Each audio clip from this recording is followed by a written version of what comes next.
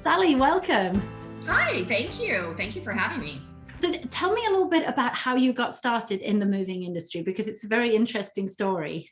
Thank you. So I was the marketing director in a large retirement community. And one day we had a little 102-year-old lady whose mover didn't show up.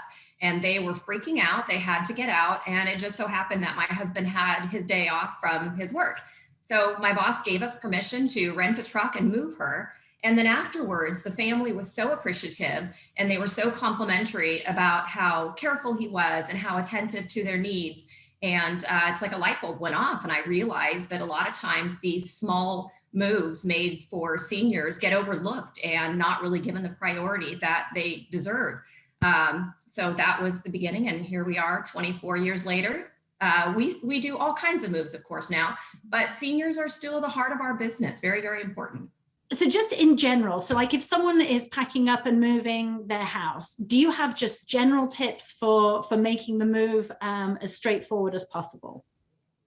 Well, I think probably the most important is to get started early. You really can't start too early. I would say a couple of months before your move, you want to start going through items that you don't need or you don't want, because you don't want to have to pay movers to move things that you are going to get rid of on the other end. So large items, bulky items, things that are taking up space, definitely you want to make plans to maybe take to a donation center, maybe have them shipped across the country to a relative that maybe could use it. That's another way to get rid of things. You do have that cost, but I think people start feeling better about the process once they've eliminated some of those things that are causing them stress. I know when we got towards the end of packing up, we would have things like lamps and laundry baskets and all those little things that take up so much space. So you would recommend that people pack things into big boxes so that it can be stacked as easily as possible? Yes, I've seen people pack their items in shoe boxes, not realizing that we really need them to be uniform. We're going to be putting them on a dolly, and it is important. And the thing that people wait till last to do are those awkward items that they're not really sure how to pack. So they feel like they've accomplished a lot because all of their books or all of their kitchen items are boxed so well. But then they look around and they're like, what do I do with all this other stuff? How do I even pack it?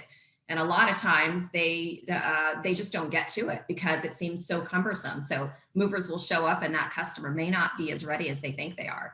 Yes, so that was my experience. We had a pod in a parking lot in this apartment complex, and the day before we left, I thought that I'd got most of it done, and we ended up doing another probably 30 trips up and down the stairs with all those kind of last minute items. But for us, because we were loading a pod, it didn't matter as much. But if you've got people waiting to move you, then obviously you need to be ready when those movers arrive to pack you up.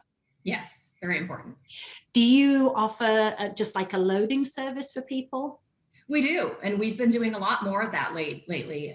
People can, like you said, get a pod, rent a truck, and hire us for the labor. And it's important because sometimes your nephews or your neighbors that you think are going to pack that truck up really don't understand what it means to pack a truck properly. It's kind of like a puzzle, and you want to get it right, or you're going to have a lot of damage on the other end.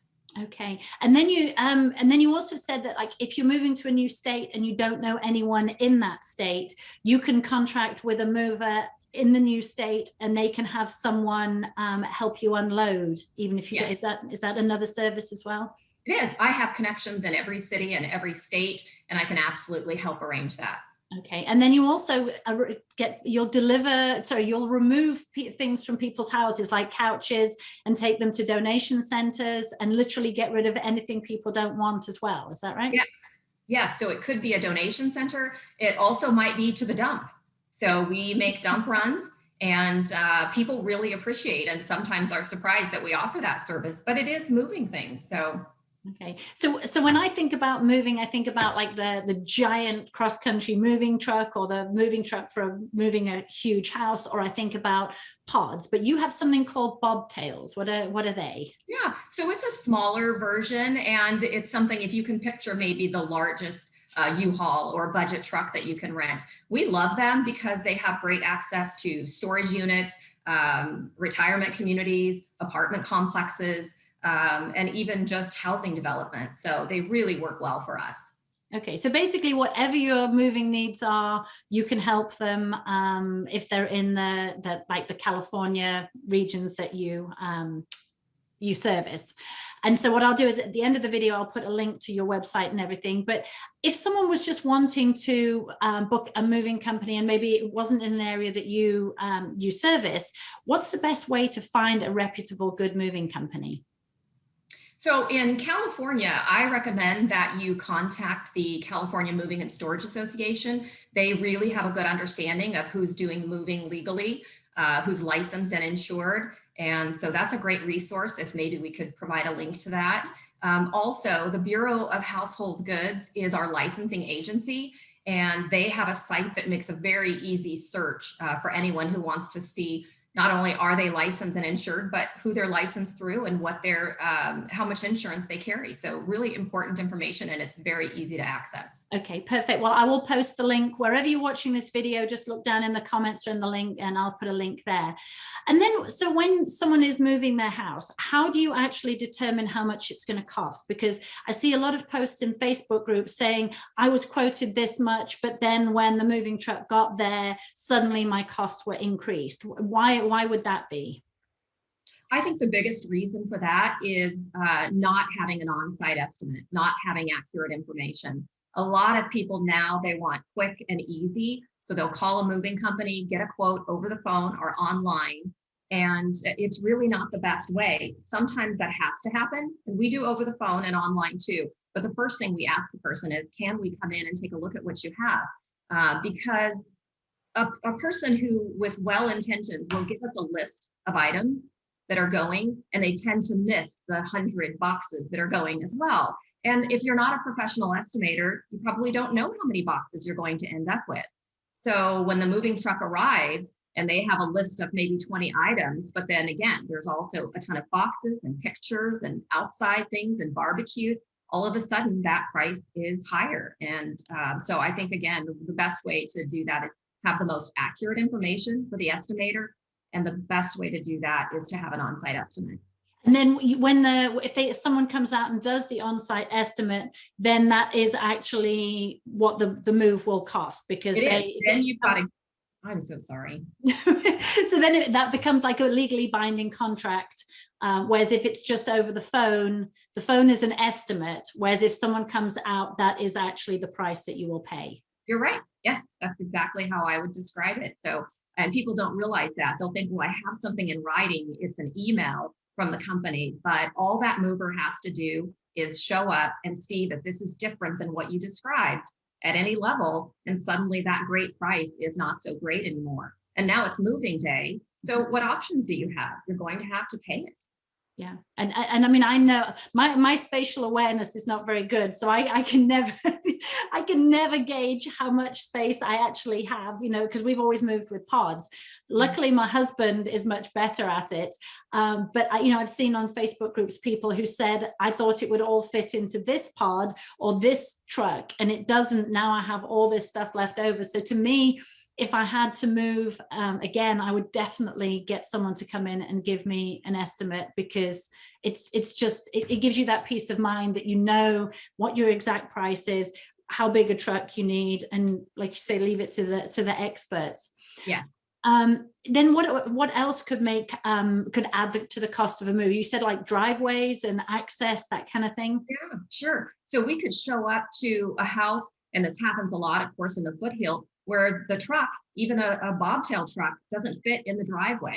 And so then we're having to hire another company or get a smaller truck that we might rent to go up and down that driveway. Well, you can imagine the time that's involved in that to shuttle everything from one truck to the other. It can double the price of your move.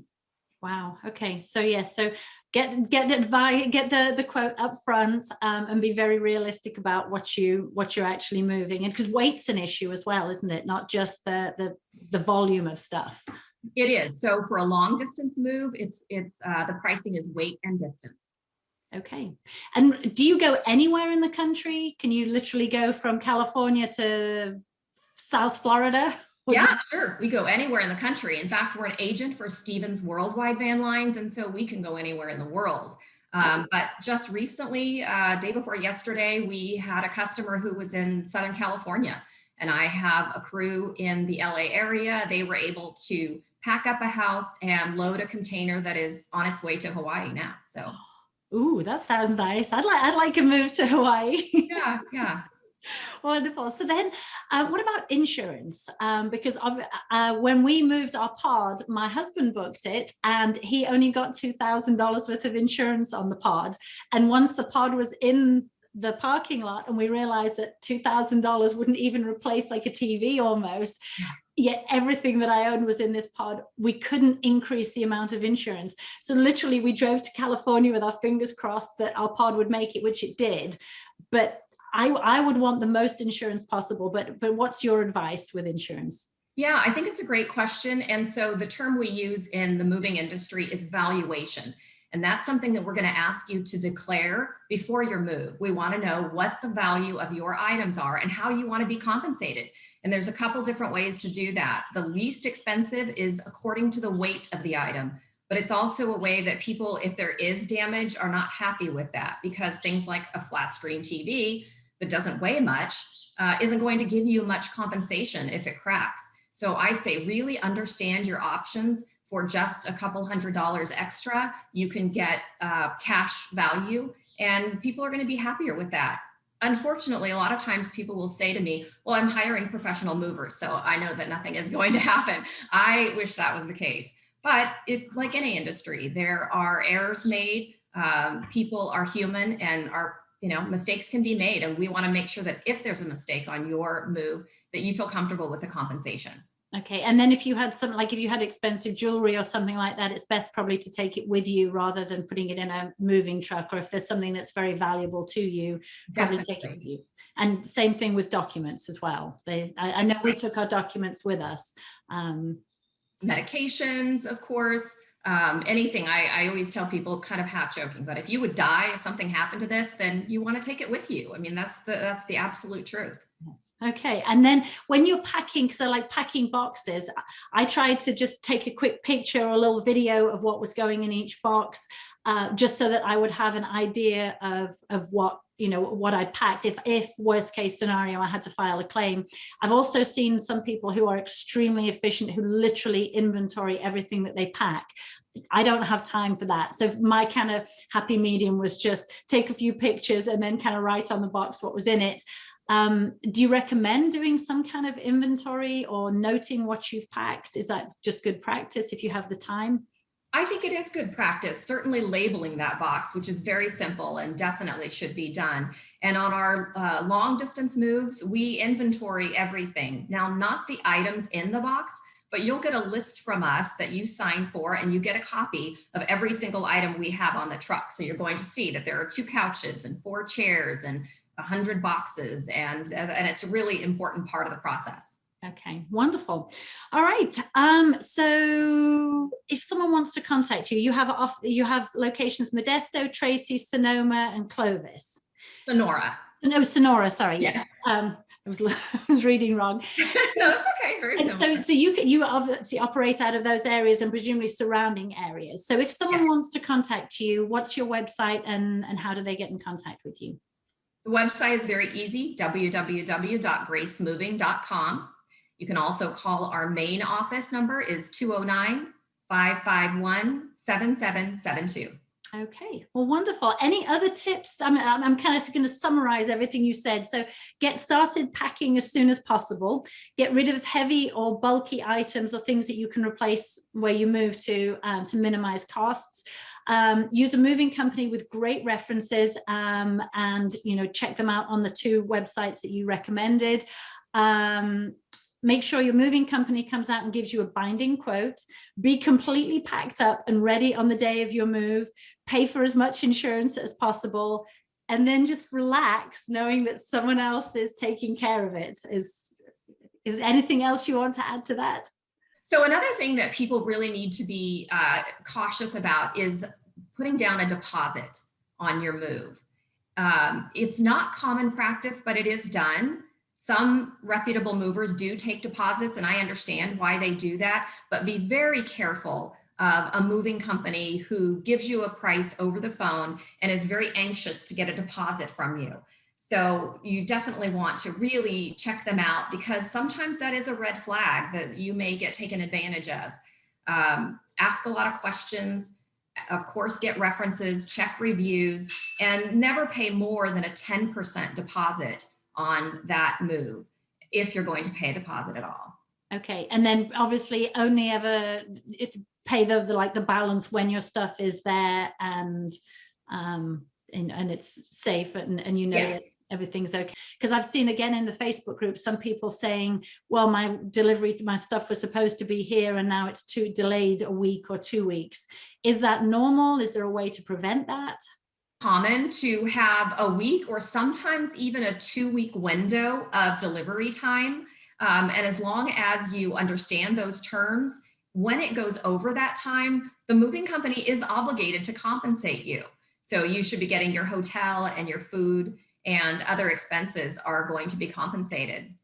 Now, I'd like to mention, though, for our moves to bordering states, so Arizona, Nevada, Idaho, for us, those are really simple moves. And the date, there isn't a spread. It's basically, we're going to load your truck on one day, we're going to drive the next day, and we're going to unload the following day. And it's very exclusive because it's generally just your items on that truck. So you exchange numbers with the driver.